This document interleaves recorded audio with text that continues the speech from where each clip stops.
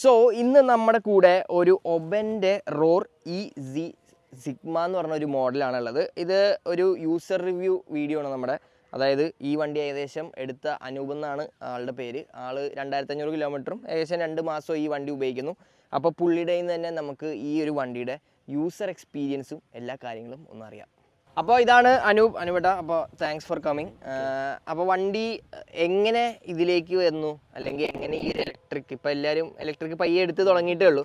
അപ്പോൾ ചേട്ടൻ എങ്ങനെയാണ് ഇതിലേക്ക് വന്നത്? എനിക്ക് റെഗുലർ യൂസേജ് എല്ലാ ടൈമിലും ഒരു 40-42 കിലോമീറ്റർ എപ്പോഴും ഉണ്ട്. ഡെയിലി ഓട്ടോ ഉണ്ട്. അപ്പോൾ നമുക്ക് മറ്റേതിനെ അപേക്ഷിച്ച് വെച്ച് നോക്കുമ്പോൾ പെട്രോൾ അടിച്ച് ഓടിക്കാന്ന് പറഞ്ഞു കഴിഞ്ഞാൽ ഇപ്പോഴത്തെ കാലഘട്ടത്തിൽ കുറച്ച് ബുദ്ധിമുട്ടാണ്. കാരണം E20യുടെ പെട്രോൾ ഇറങ്ങുന്ന കാരണം പൊല്യൂഷൻ ടെസ്റ്റ് പാസ്സാവാനും ഇച്ചിരി ബുദ്ധിമുട്ടാണ്. കാരണം കാർബറേറ്റർ കൊണ്ട് കഴിച്ച് ക്ലീൻ ചെയ്ത് അതിന്റെ ഒരു പ്രോബ്ലം നമുക്ക് കാണിക്കുന്നത്. പിന്നെ പിസ്റ്റൺ കംപ്ലൈന്റ് വരല്, പിന്നെ കാർബറേറ്റർ പിന്നെ കംപ്ലൈന്റ് വന്നാൽ പിന്നെ പുതിയത് മേടിച്ചിടണം. അങ്ങനത്തെ കുറച്ച് ഇഷ്യൂസ് വരാൻ ചാൻസ് ഉണ്ട് എന്ന് എനിക്ക് കണക്കൂട്ടിയിട്ട് എൻ്റെ പഴയ വണ്ടി ഉണ്ടായിരുന്ന ഡ്രീം യുഗ വിറ്റിട്ടാണ് ഞാൻ ഈ വണ്ടി എടുത്തത്. ഓക്കെ. അപ്പോൾ ഡെയിലി ഒരു 40-42 കിലോമീറ്റർ ഓട്ടോ നമുക്ക് ഓട്ടോ ഉള്ളൂ. എങ്ങനെയാണ് ഈ ഇപ്പൊ കുറെ ഇലക്ട്രിക് ബ്രാൻഡുകൾ ഉണ്ട്, സ്കൂട്ടർ, ബൈക്ക് എല്ലാം ഉണ്ട്. അപ്പൊ എങ്ങനെയാണ് ഈ ഒബന്റെ ഇതിലേക്ക്? ഒബന്റെ അഡ്വാൻറ്റേജ് എന്താ തോന്നിയെന്ന് വെച്ച് കഴിഞ്ഞാൽ, ഇത് നമുക്ക് പുറത്ത് ദൂരെ നിന്ന് നോക്കി കഴിഞ്ഞാൽ ഇലക്ട്രിക് ബൈക്കാണെന്ന് തോന്നുന്നില്ല. പെട്രോൾ ബൈക്ക് ഡ്യൂക്കിന്റെ ഒരു ഏകദേശം മോഡൽ വേരിയന്റ് പോലെ. അതാണ് ഈ കളർ ചൂസ് ചെയ്ത്. എനിക്ക് കളർ ഭയങ്കര ഇഷ്ടം. ഇത് ഇരിക്കണേലെ ഏറ്റവും അട്രാക്റ്റീവ് ആയിട്ട് ഇപ്പൊ നമ്മൾ അവിടെ ഫീൽ ചെയ്യും, പിടിയുന്ന ആൾ വന്ന് നോക്കുകയും ചെയ്യുന്ന ഇതാണ്. ബാക്കിയുള്ള കളറിനേക്കാളും കുറച്ച് അഡ്വാൻറ്റേജ് ഇതിനകത്തുണ്ട്.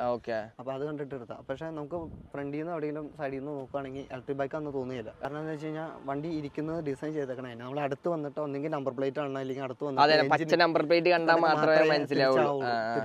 ഞാൻ ഇവരുടെ ഏറ്റവും ആദ്യത്തെ വേരിയന്റ് ഇറങ്ങിയപ്പോൾ ടെസ്റ്റ് ഡ്രൈവ് ചെയ്ത. അപ്പൊ എൻ്റെ ക്യാഷിന്റെ കുറച്ച് ഷോർട്ടേജ് ഉണ്ടായതുകൊണ്ട് എനിക്ക് അന്ന് എടുക്കാൻ പറ്റില്ല. അത് കഴിഞ്ഞിട്ട് ഈ അടുത്തിടയ്ക്കാണ് ഇതിന്റെ പുതിയൊരു ഓഫർ വെച്ചിട്ടുള്ളത്. അപ്പൊ ഇത് കുറെ നാളായിട്ട് നോട്ടോട്ട് വെച്ച വണ്ടിയാണ്.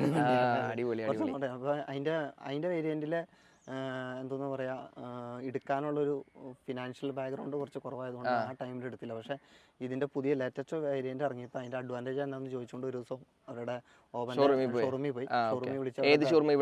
കുണ്ടന്നൂരുള്ള ഷോറൂമിൽ പോയി. അപ്പൊ അവര് ടെസ്റ്റ് ഡ്രൈവിന് വണ്ടി വന്നു. ആ വണ്ടി ഈ വണ്ടി തമ്മിലുള്ള വ്യത്യാസം എന്താണെന്ന് പറയാം. അതിനകത്ത് ഏറ്റവും അഡ്വാൻറ്റേജ് വെച്ചിരിക്കുന്നത് എന്താന്ന് വെച്ചാൽ റിവേഴ്സ് ചാർജിങ്,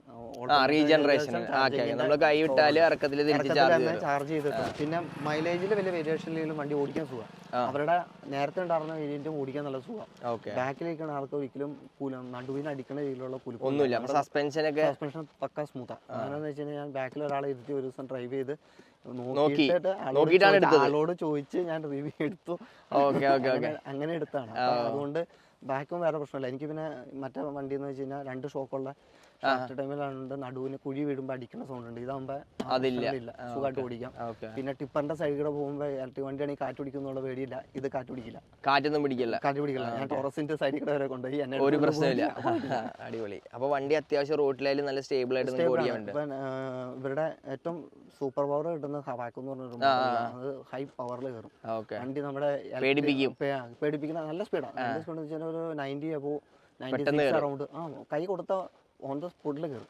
അതായത് ശരിക്കും നമ്മളെ വണ്ടി വലിച്ചുകൊണ്ട് പോകണം. ഇലക്ട്രിക് വണ്ടികളിൽ ഒരു രസമാണ് എടുത്തുകൊണ്ട് പോകും.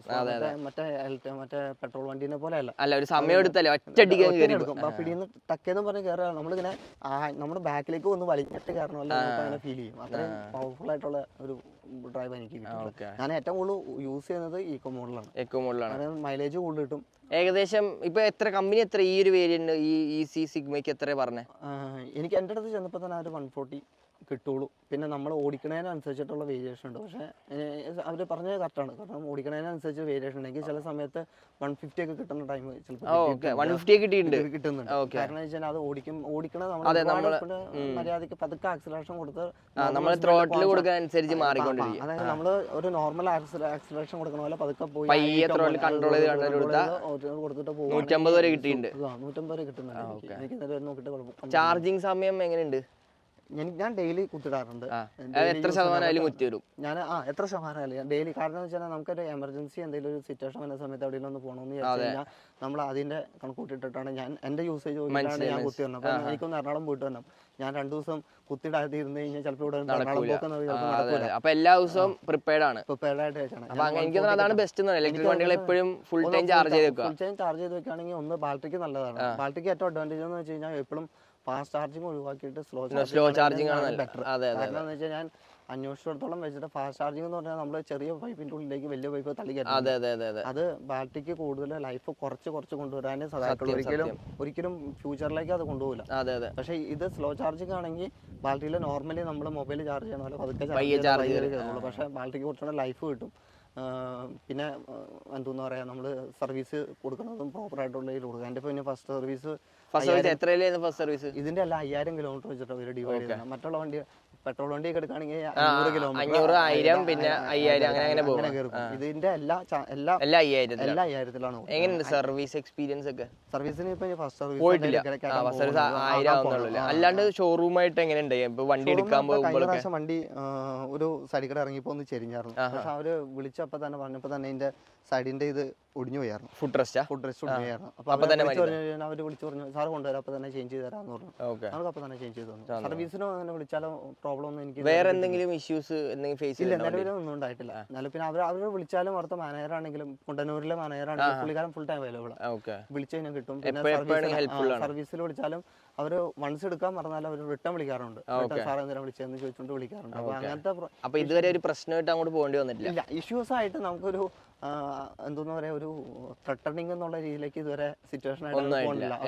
അവര് നമ്മൾ വണ്ടി എടുക്കാൻ ചെല്ലുമ്പോൾ തന്നെ യൂസ് ചെയ്യണതിന്റെ രീതിയും ചാർജിങ്ങിന്റെ കാര്യങ്ങൾ എന്താണ് ചെയ്യേണ്ടത് എല്ലാം പറഞ്ഞുതരും. ഏറ്റവും സെറ്റ് അവർ പറഞ്ഞു തന്നിട്ടാണ് വിടണത്. പിന്നെ ബ്രഷ് നമ്മുടെ ബെൽറ്റ് ഡ്രൈവ് ആയതുകൊണ്ട് ബെൽറ്റിൽ നമ്മൾ വെള്ളം ക്ലീൻ, നമ്മൾ വണ്ടി കഴുകുമ്പോൾ തന്നെ ബെൽറ്റും കൂടി കഴുകി ക്ലീൻ ചെയ്ത് വിടുകയാണെങ്കിൽ കുറച്ചുകൂടെ നല്ലത്, കുറച്ചുകൂടെ ലൈഫ് കൂടുതൽ കിട്ടും. അത് അവര് എടുക്കുമ്പോൾ തന്നെ പറഞ്ഞു തന്നെ. അത് ഞാൻ ഇതുവരെയായിട്ട് ഫോളോ ചെയ്ത് പോയിട്ടുണ്ട്. അതുകൊണ്ട് എനിക്ക് ഇതുവരെ അങ്ങനത്തെ വന്നിട്ടില്ല. പിന്നെ എന്താണ് ഈ വണ്ടിയിൽ ഏറ്റവും ഇഷ്ടപ്പെട്ട ഒരു ഫീച്ചർ? അല്ല, ഫീച്ചർ എന്ന് വെച്ച് കഴിഞ്ഞാൽ എനിക്ക് ഫീച്ചർ അല്ല, വണ്ടി കാണുമ്പോൾ നമ്മൾ ഇലക്ട്രിക് ബൈക്ക് എടുത്താലും ഏത് ബൈക്ക് എടുത്താലും നമുക്ക് ബൈക്കിന്റെ ലുക്ക് കിട്ടണം. വണ്ടി എടുത്താലും സ്പോർട്സ് ബൈക്കിന്റെ ഒരു ലുക്ക് കിട്ടണം. നമ്മൾ ഓടിക്കുമ്പോൾ ആ ബൈക്കിന്റെ ഒരു ഫീൽ നമുക്ക് കിട്ടിയാൽ മാത്രമാണ് അതുകൊണ്ടുള്ളത്. ഇതിനകത്തെന്ന് വെച്ചാൽ ഗിയർ ചേഞ്ച് ചെയ്യേണ്ട എന്നുള്ള ഒരു മാത്രമേ ഉള്ളൂ. ബ്രേക്കിന്റെ കാര്യമാണെങ്കിലും ബാക്കി എല്ലാ കാര്യങ്ങളാണെങ്കിലും ബാക്കിയെല്ലാം നോർമലാണ്. പക്ഷെ അത് ഒരു അഡ്വാൻറ്റേജ് ആയിട്ടാണ് എനിക്ക് തോന്നുന്നത്. കാരണം ഇപ്പോഴത്തെ കാലഘട്ടത്തിലെല്ലാം ഈസി ആക്കാണല്ലോ. ഇതും അങ്ങനെ ക്ലച്ചിങ് ഗിയർ ഒന്നും ഇല്ലാത്തതുകൊണ്ട് സുഖമായിട്ട് ഓടിക്കാം. കാരണം ഇപ്പൊ എന്താ പറയാ, സുഖമായിട്ട് ഡ്രൈവ് ചെയ്തുകൊണ്ട് പോവാം. നമുക്ക് വേറെ ഒന്നും ചെയ്യേണ്ട കാര്യങ്ങൾ വന്നില്ല. മനസ്സിലായി. ഗിയർ മാറാൻ നിൽക്കണ്ട. ലോക്കലൊക്കെ ഓടിക്കാൻ സുഖമായിരിക്കും. ലോക്കലിൽ ഓടിക്കാൻ ഇത് സിറ്റി ഡ്രൈവിന് ഏറ്റവും സുഖം. കാരണം വെച്ചാൽ വണ്ടി പെട്രോളിലാണെങ്കിൽ പെട്രോൾ വണ്ടി എപ്പോഴും സ്റ്റാർട്ട് ചെയ്ത്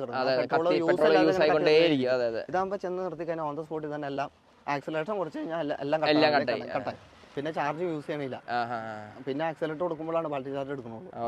അത് വെച്ച് നോക്കുമ്പോ വണ്ടി എപ്പം നിന്നാലും അപ്പൊ കട്ടാണ്. അപ്പൊ പിന്നെ യൂസേജ് ഇല്ല ബാറ്ററിയുടെ. വേറെ യൂസേജ് അഡീഷണൽ വന്നില്ല. സത്യം അത് നല്ലൊരു കാര്യമാണ്. അത് ഇതിന്റെ ഇപ്പൊ 2 മോഡൽ ഉണ്ടല്ലോ ഇവർക്ക്. ഇപ്പൊ ഈ റോർ ഈസി സിഗ്മ അല്ലാണ്ട് റോർ ഈസി ഉണ്ടല്ലോ, ഇസെഡ്. അപ്പൊ അത് എടുക്കാണ്ട് ഇതിലേക്ക് വരാൻ ഈ ബാറ്ററിയുടെ ഒറ്റ കാരണം കൊണ്ടാണോ? അല്ല, ഇത് ഹൈയസ്റ്റ് വേരിയന്റ് അവരുടെ. ഇതിനകത്താണ് റീജനറേഷൻ ഉള്ളത്. പിന്നെ ബ്രേക്കിന്റെ എന്തോ ഒരു ടെക്നോളജി കൂടെ അവർ കമ്പൈൻ ബ്രേക്കിംഗ്. അപ്പൊ അത് രണ്ടും കിട്ടുന്നത് ഇതിനകത്തുള്ളൂ. അപ്പൊ അതിന്റെ എമൗണ്ടുകൾ തമ്മിൽ വലിയ വേരിയേഷൻ ഇല്ല. ഇതിനൊരു ഓഫർ ഉണ്ടായിരുന്നു 30,000 രൂപ 26,000 രൂപ കണ്ട് ഓഫർ ഉള്ള ടൈമിലാണ് ഞാൻ ബുക്ക് ചെയ്തത്.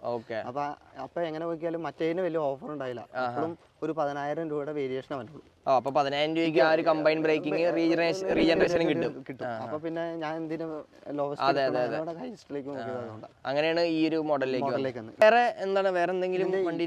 സീറ്റിന്റെ കാര്യം, സീറ്റിന് ലെങ്ത് ഇച്ചിരി കുറവാണ്. അതുകൊണ്ട് ലേഡീസിനെ കൊണ്ടുവന്ന് നമുക്ക് അമ്മേനെയോ ബാക്കില് ലെങ്ത് കുറവാണല്ലേ? കുറച്ചുകൂടി ലെങ്ത് ഉണ്ടായിരുന്നെങ്കിൽ കുറച്ചുകൂടെ അഡ്വാൻറ്റേജ് ആണ്. കാരണം ഇരിക്കാൻ കംഫർട്ടബിൾ ആണ്. പിന്നെ സൈഡില് ഹാൻഡിൽ ബാർ നമ്മുടെ കൈ ചരിഞ്ഞിരിക്കുമ്പോ ഓപ്ഷൻ ഇല്ല. പിന്നെ ഫുഡ് റെസ്റ്റ് പിടിപ്പിക്കാനായിട്ടുള്ള ഒരു ഓപ്ഷനും കൂടി അവർ തന്നിട്ടുണ്ട്. അത് അഡീഷണൽ എന്തോ ഡ്രില്ല് ചെയ്ത് പിടിപ്പിക്കണമെന്ന് പറഞ്ഞു. പക്ഷെ അത് ഓ തുളയ്ക്കാനുള്ള ഒരു മടി കാരണം ഞാൻ അതുകൊണ്ടാണ് വെക്കാത്തല്ലേ വണ്ടിയിൽ ഒന്നും ചെയ്യണ്ട. ഓക്കെ, അത് സ്റ്റോക്ക് ആയിട്ട് തന്നെ ഒരു ഓപ്ഷൻ കൊടുക്കണോ? ഇത് കൊടുത്തിട്ടുണ്ട്. അവർ ചെയ്തു തരാമെന്ന് പറഞ്ഞു. പക്ഷെ ഡ്രില്ലിങ് എവിടെയോ ചെയ്യേണ്ടത്. അപ്പോൾ ഞാൻ അതുകൊണ്ടാണ് മറ്റില്ലാത്തതുകൊണ്ട് ഞാൻ തൽക്കാലത്തേക്ക് ഒന്ന് വൈൻഡപ്പ് ചെയ്ത് മാറ്റി നിർത്തിയത്. വേറെ പ്രശ്നങ്ങളൊന്നും വണ്ടി ഓടിക്കണേനോ അങ്ങനത്തെ പ്രോബ്ലം എനിക്ക് ഇതുവരെ ഫീൽ ചെയ്തില്ല.